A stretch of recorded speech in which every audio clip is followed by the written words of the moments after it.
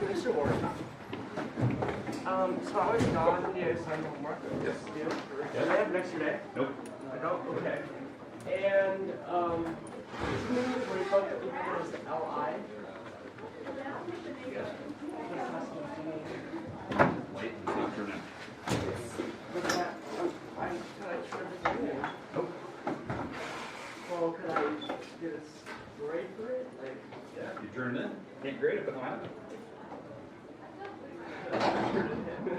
What? I thought I turned everything in though. I don't think you did. This one's a great book you looked at. Okay. Thanks. Can't grade it, come out. That's the way it works.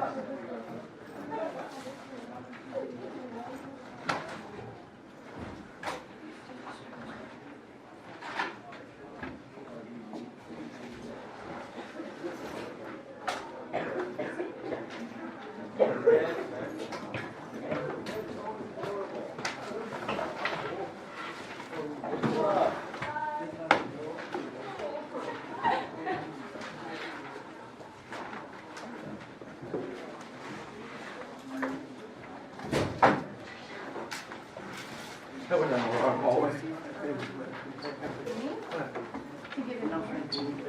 Who's leaving? Your dad? Yeah. Right behind me. Good after. Yeah. A little bit. Oh, I was gonna find Hi, out. Mom. Okay, so my mom's sending out Christmas invitation for the. My dad put his number on the card. That's not my mom. So I was like, you better be answering like calls and everything. And when are we giving him?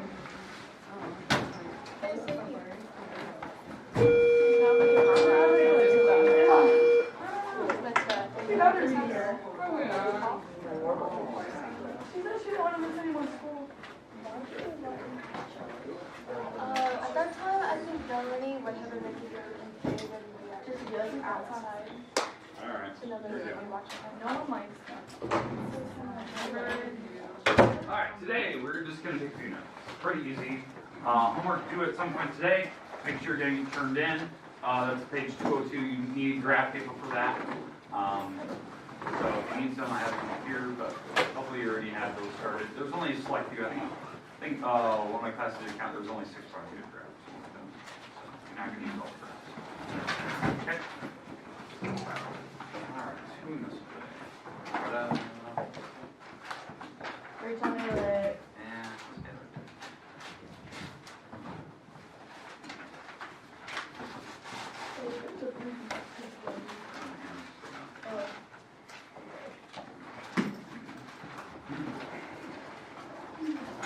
Alright, so let's go through a couple notes here. Some of this is going to seem like review because it kind of is, so it's kind of nice. That's why I like this section. Today we're going to do PowerPoint on this stuff.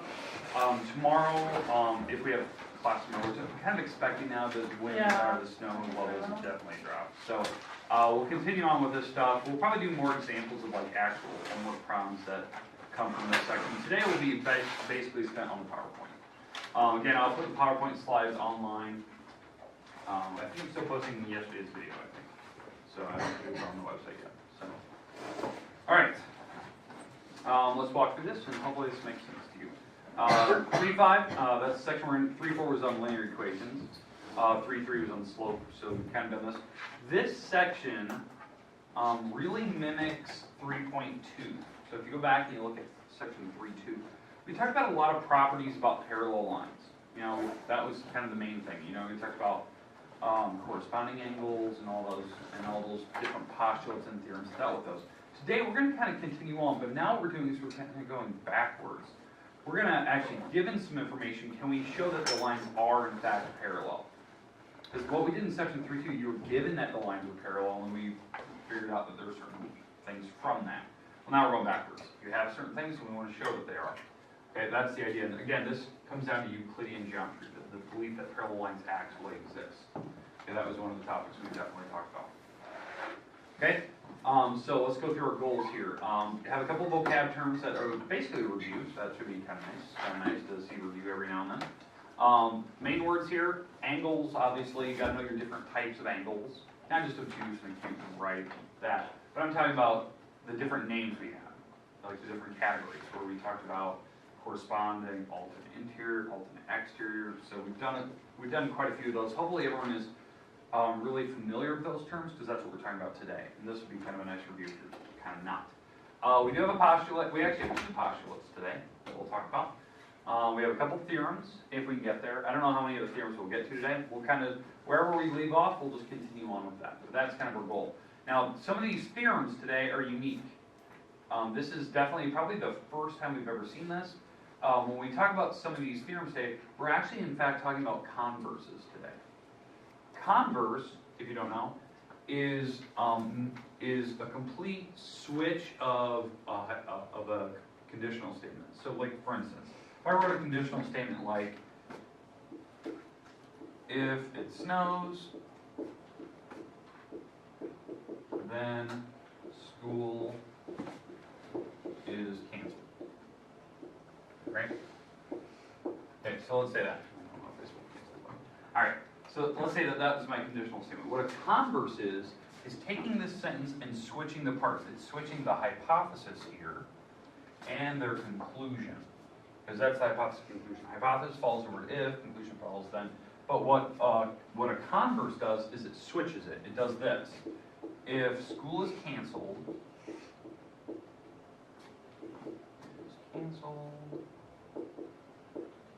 then it is snowing.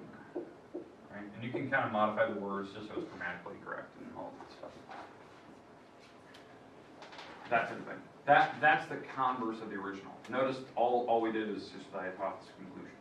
Well, that's what we're doing today. Some of the theorems you're going to notice are converses. So that's usually what makes a really strong theorem. If you can switch the words around and it's still true, it's probably a major property of mathematics. That's probably the idea. Okay, and so that's what we're going to be getting to. All right, make sense? Okay, so that's the idea. Okay, now let's go into the next couple words. Obviously, the main term here when we start talking about some of these pictures is transversal. You know, when we have certain lines and the transversals cutting through all of them. Okay, that's actually what's forming the type of angles we're going to be talking about today. And the actual angles that are formed by this, obviously, are like corresponding. And again, corresponding are directly affected by this transversal.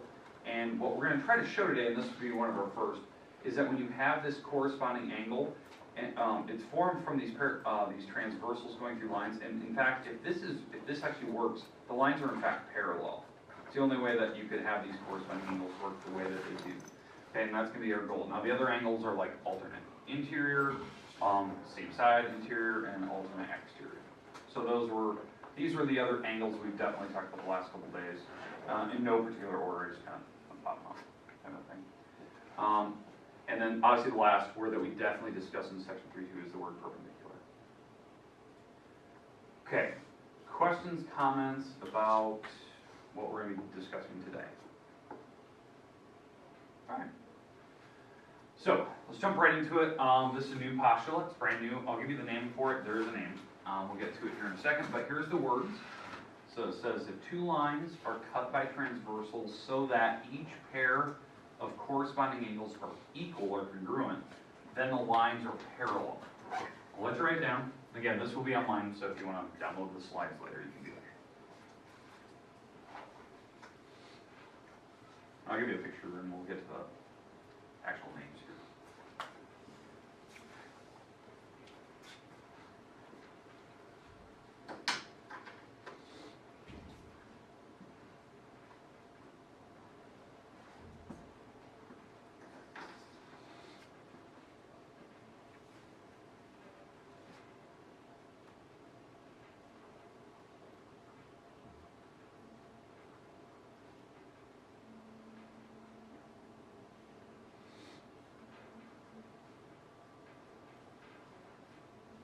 Two lines cut by transversal so that the pair of corresponding angles are equal, then those lines must be parallel.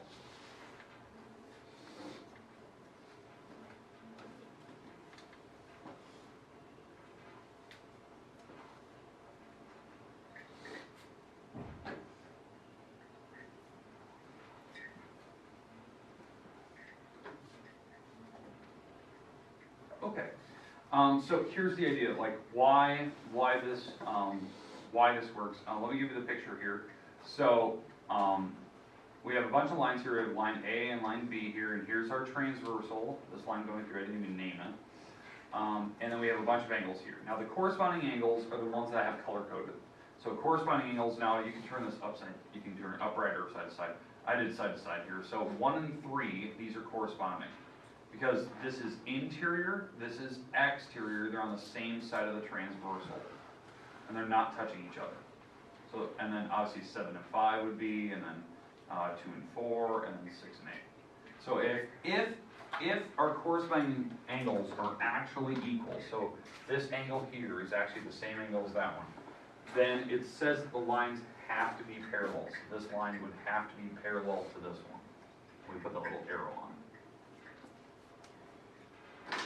Now, the reason why this works is because of the way the slope is, and slope directly affects angles, okay, or angles affect slope, right? Because you can see the tilt of the lines were in fact the exact same. So that means that the slope was the same, that directly affected your angles, and then that means the lines are parallel.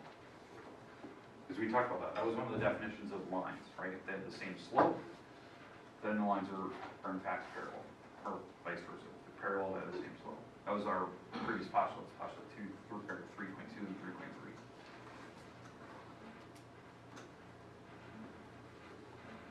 Okay. Questions, comments about what this one is actually telling us? Okay, this is the first postulate, right? We don't prove postulates. I'm basically explaining why it's kind of working, but we don't prove them. Now, the name of it. The name of this, it's the converse of the corresponding angle postulate. Okay, so it is in fact the converse of one that we've previously had. In fact, it is the perfect converse of 3.1, postulate 3.1. That was the first postulate we talked about in this chapter. In fact, I'm going to show you that postulate here in a minute so you can see the differences, and I'll flip back and forth. So you can see the words are almost identical to each other. The pictures are almost identical.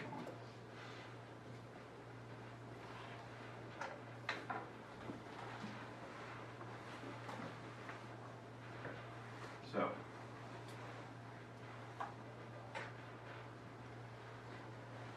okay, everyone got the name for it? Okay, all right, so what I'm going to do right now is I'm going to flip to the previous postulate we had and this one so you can see. So this one says 2 lines cut by transversal, corresponding angles are equal, then the lines are parallel. So here's 3.1. 2 parallel lines cut with a transversal, then the corresponding angles are equal. So basically all they did is they just took this part, put it in front, with the parallel lines thing in the back. Look at the pictures, they're almost identical. The starting on that 3.1 was that you had the parallel lines. And we tried, then what we knew from that was that these angles had to be the same, right? But then the one that we had today was the perfect flip of it. So we had to show that the lines are parallel. Okay, do you see how converses work now? That's what makes a really strong theorem. So what we're basically doing today is a lot of those. Now the next postulate, which seems a little bit out of place, is the only unique one today. It's the only one that we have never discussed before. And I'm going to draw a picture on the board, then I'll give you the formal one that the book shows you. Okay, so here's postulate 3.5. It does have a name. Keep that in mind. It does have a name. But here's the words. And I'm going to draw this one on the board with a marker. Then I'll give you what the book says, so you can kind of see what they're doing. So I'll say it out loud as you're kind of writing. If a given line and a point not on that line, if given a line and a point not on it, there exists exactly one line through that point that is parallel to the given line. It may seem a little confusing until later on, then it'll make a lot of sense. Say if you need to scoot forward, you can do that. I see you squinting in the back.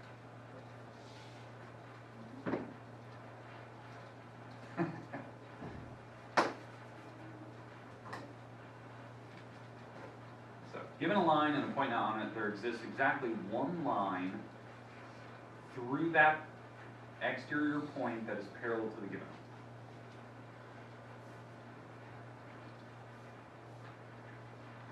Now the crazy part about this is in previous other textbooks I've actually taught out of a lot of geometry books, this is actually a theorem in other textbooks, and you actually have to prove it. And so I'll kind of explain today, like, the concept behind it, like how you actually prove it. The proof of this one is one of the most difficult types of proofs you can do. It's called an indirect proof. I'll explain as we go through. It's different than, you know, statement of reasons, where you start with a bunch of reasons and, you know, the property is next to them, and it kind of works its way down, and it's like, oh, magically it works, and it's true. This one's kind of difficult. You have to think backwards almost. Okay, so, given a line and a point on it, I'm going to draw this. In fact, I'm going to use a ruler here. So we're given a line and a point not on it. So here's my line.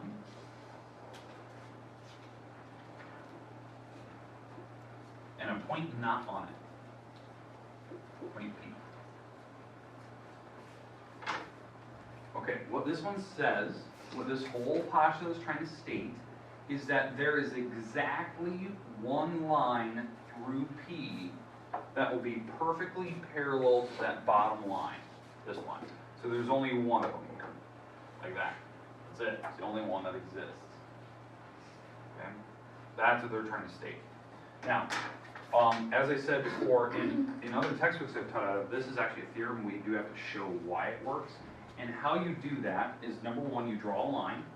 So I draw a line through P that is obviously not parallel. So I'm going to start with the opposite. So I'm going to start with a line that is most definitely not parallel. Okay, do you agree that that line is definitely not parallel? Okay, in fact, what type of line is that green line? If it's not parallel, what is it? Anyone know? Say it. Intersecting. Okay, if it's not parallel, it's probably intersecting. I mean, that's your only two options. It's probably not perpendicular. You know, does that angle look like it's 90 degrees? No, so it's intersecting. So that's, you're either parallel or intersecting. That's the only two options you have. So, and what you do is, this takes a little bit of weird thought. So, my goal is to show that there is only one line through P that can be parallel. So this one's definitely not it. And so what happened here is this formed a very specific type of angle, right? Let's say this angle is 30 degrees. Okay, say that angle's 30. So what I can do is I can use my compass. You know, that was that tool that we used to draw angles and stuff, and not the protractor, but the compass is the thing with the pointy end pencil, right? And what I can do is I can copy this angle, because that's one of the types of constructions we've learned. We can copy this angle up here. Copy this angle up here, and what I can do is I can finish this line. So now, if these two angles are the same, then what can you tell me about these lines? Okay, say it. They're parallel, right? Because what are those types of angles? What category are they? Are they alternate interior, alternate exterior, same side? Are they corresponding? Which type are they? Corresponding. And that was the postulate we just learned, right? If the corresponding angles are the same, then yes, the lines are parallel. So I actually, in fact, have parallel lines here, okay, because of that postulate 3-4 we just went over. So the lines are actually parallel, even though it's a terrible artistic drawing. But here's the thing. What they want you to show is that it's the only line. It's exactly, there's only exactly one line that can be parallel. So this is the goofy part. Let's do this indirect proof. Indirect means I start with an idea that is so absurd it cannot be true. And I'm going to show you why. So I'm gonna start with this assumption that there's another line that I could draw. It's not that there's not just that one. There's another one. This one. I'm going to say that this line, even though it looks terrible, this line is also parallel to this one. So there's two parallel lines. Now, does that blue line look parallel? No. So you can kind of see that. But let's assume that it is parallel. Well, here's the problem. You're looking at the red line, and you see my black line here, and what are these angles here? They're 30s, right? what's wrong with this picture? What's wrong with the blue line? What's happening here? It went down a little bit further, right? That means that angle's a little bit bigger. Because I had a little bit of extra pie piece here. So this angle's just a hair bigger. Well, if the angle's bigger, then it's not 30. That angle cannot be 30. Because 30 I already have drawn in red. It's a little bit bigger. Well, if that angle's bigger than 30, then it can't be the same as 30, and so that means that line is not parallel, because that's a corresponding angle. That angle's outside, this angle's inside. Those are corresponding. So if that's not 30, and this one is 30, then that cannot be corresponding, so that means the lines aren't parallel according to that last postulate. That's called an indirect proof. You start with an assumption that's so absurdly stupid that you start with the idea that that's true, like, oh, there is another one.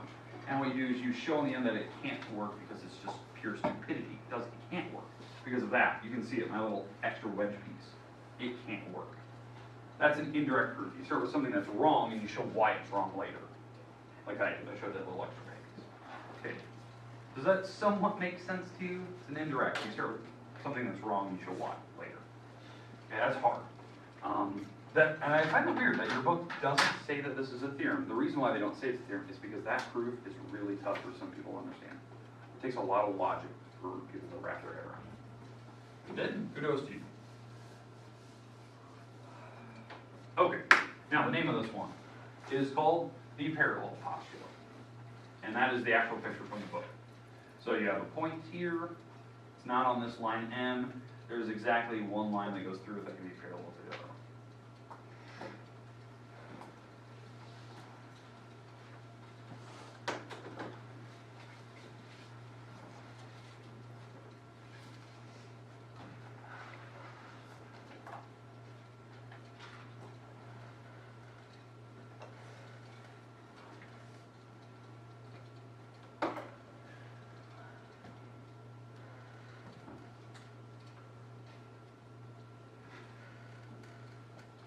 Okay, good so far? Let's move on to the next one. So that was probably the only unique one we have today. Everything else is kind of a repeat. So it's kind of nice if we get to go over some of these words again. Okay, so Theorem 3.5, not a postulate, now it's Theorem 3.5. Theorems we do have to show why they work, but again, you'll understand this one. So here's the words. Two lines in a plane cut by a transversal so that the alternate exterior are congruent. Then the two lines were parallel. The alternate exterior are congruent. Then the lines have to be parallel. Let you write it down. I'll give you the picture here in a second. I will show you why this works.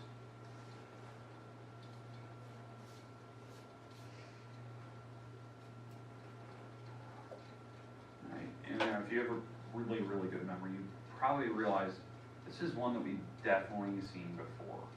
Like this, not the exact theorem, the wording looks the same as one we've seen previously.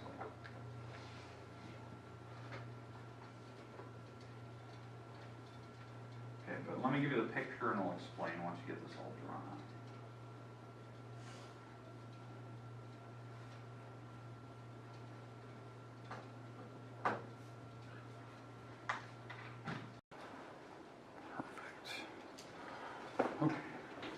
Okay, so Theorem 3.5, two lines in a plane cut by a transversal so the pair of alternate exteriors are equal.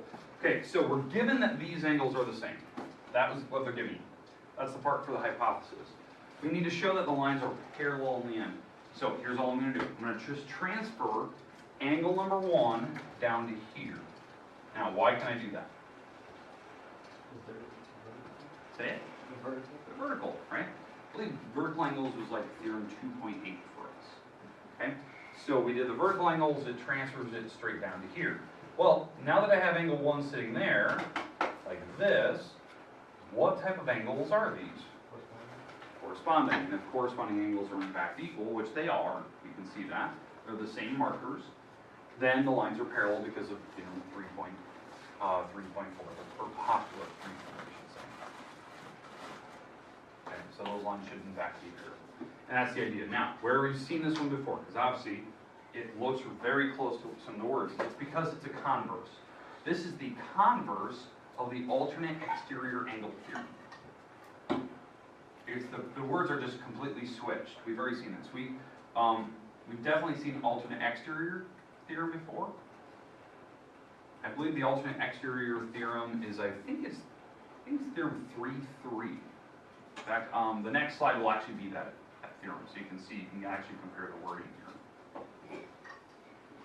So it's called the converse of the alternate exterior angle theorem. I know in some textbooks they call it the alternate exterior angle theorem part 2. I've seen that before. It's just a slightly modified version. Bless you. All right. So let me give you the words here. Does anyone still know right?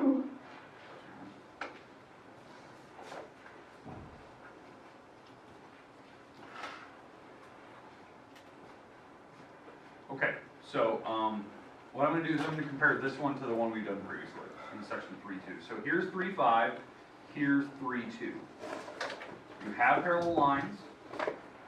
We can show the alternate exteriors are the same. So the lines are parallel, then the angles are the same. That's what we did in 3.2. Well, this is today, 3.5.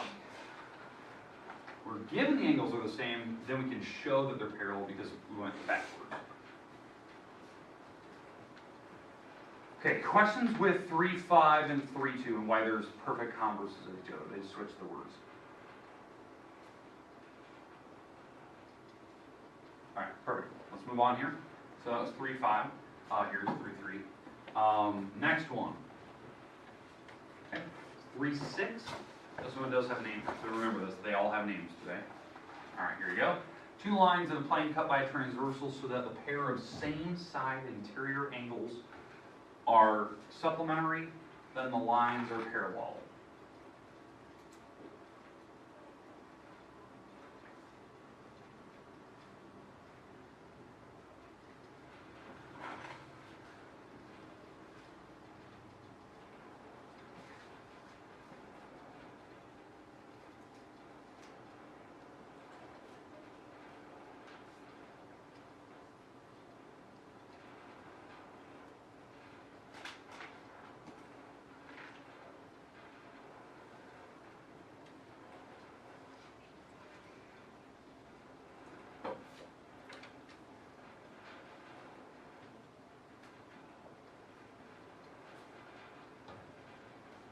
Okay, so let's go through the idea of this one now. The book obviously has a different name for this because if you remember back to 3.2, this is the one theorem that we had previously that had a weird name. Anyone remember what that weird name they called it?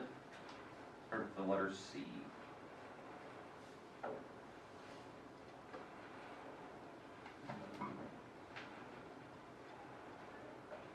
It's called consecutive. That's what they call it. So it's consecutive interior angles or consecutive same side angles. So consecutive interior angles. So it's angles right after another. So that was the thing that we've seen in previous sections. But here's the picture. So we're given that the same side interior angles are supplementary. They're not equal, mind you. They're supplementary. So that means 4 and 5 here have to add up to be 180. Then the lines have to be parallel. Okay? So let me explain here. So here's 4 and here's 5, and they're different because obviously you can see angle 5 is really big, angle 4 is kind of small. But we know that the two angles, whatever these are, let's call them x and y, these two angles are supplementary. Okay, that's what we're given right away. X and y have to add up to be 180. Okay, now at the same time, over here, I'm going to call this angle z. Angle z is also supplementary with y. Because they form a straight line. It's called a linear pair, right? This angle for z and y make a straight line, so they make 180. Well, if you notice this, the equations are exactly the same. So that means this x and z here have to be the same angle. They have to be. Now, where we've seen this before, this is called the supplemental theorem, which is theorem way back in, geez, what was that? It was a postulate we had. I think it was like postulate It was actually a theorem back in chapter 2. It's like theorem 2.4. It's called the supplemental theorem. It also had like it also had a converse to it. It had like a flip, and we call it the supplemental theorem part 2. That said, when supplements of congruent angles supplements of congruent angles are congruent. So these are the supplements of the congruent angles. So these have to be the same. That was the supplemental theorem. It was like, geez, what was that page? 152 or something like that? 154 in your book. Okay, but the reason why the lines are parallel here, because since x and z are the same, and you actually look at the picture here, what type of angles are x and z? Yeah, they're corresponding. So then falls back again to the previous theorem that we did, which was our previous postulate 3, 4.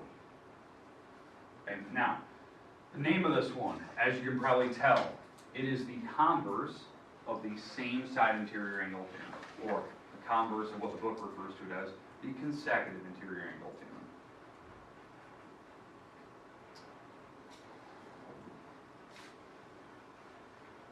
Now that theorem in your book, the same side interior angle theorem, that theorem was, I believe it was theorem 3.2. So this is the converse of it. They just switched the words around. In fact, I'm going to show you that in the next slide. I'll show you 3, 2 so you can actually compare. So you can see the pictures are almost identical. But again, the whole goal in this one is to show that the lines are in fact parallel.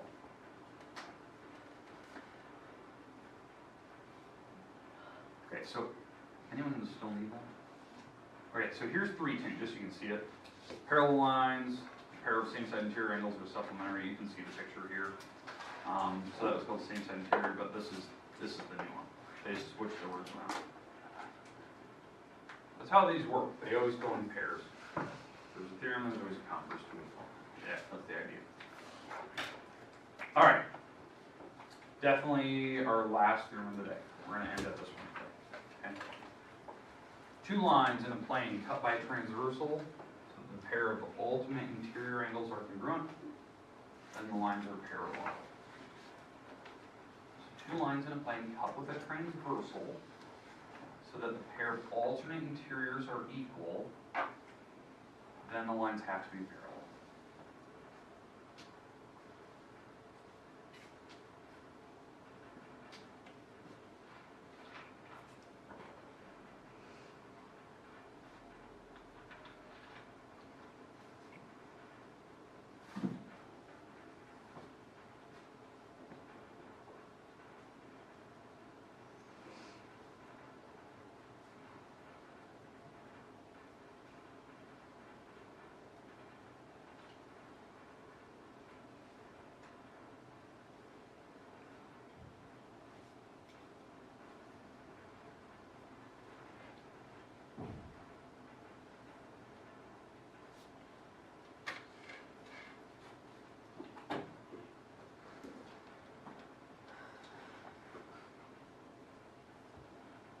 Okay, so let me give you the picture of this one. So we're in a plane.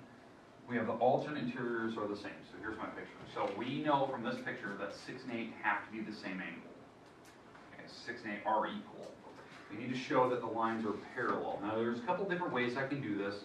I'm going to do it by the easiest way I can. This is going to be really quick. It's like a 2-second little step just to show you that the lines have to be parallel. All I'm going to do is transfer this angle 6, down to here. Now, again, why can I do that? Vertical. And I think that was theorem 2.8 that we had. Vertical angle 2.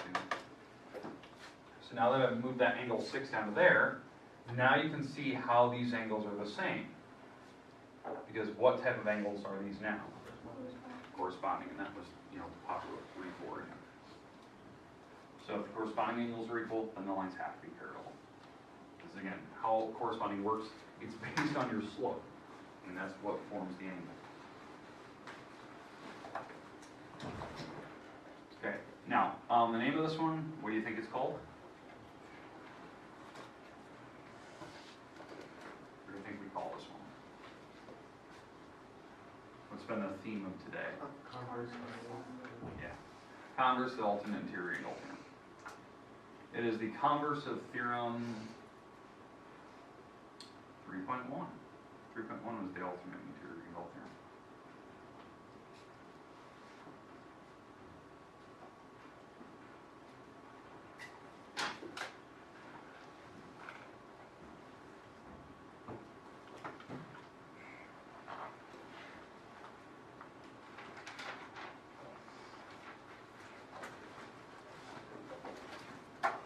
Alright, let me show you 3.1 just so you see it. You already have this one, but here's 3.1.